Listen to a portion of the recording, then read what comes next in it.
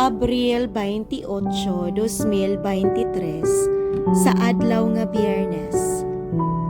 Pagbasa gikan sa Santos nga Ebanghelyo sumala ni Juan.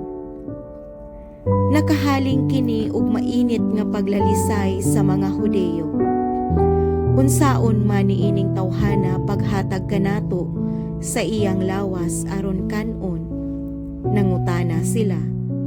Si Jesus miingon kanila, sultihan ko kamo, kung dili kamo mukaon sa unod sa anak sa tao, dili mo inom sa iyang dugo, dili kamo makabaton og kinabuhi.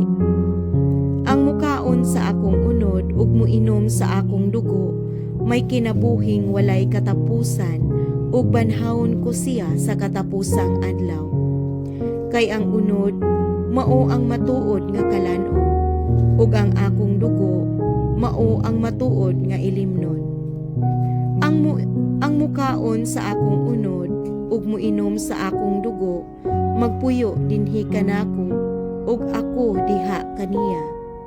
Ang buhing amahan maoy nagpadala kanako ug tungod kaniya nabuhi usab ako. Sa samang pagkaagi ang mukaon kanako mabuhi tungod kanako.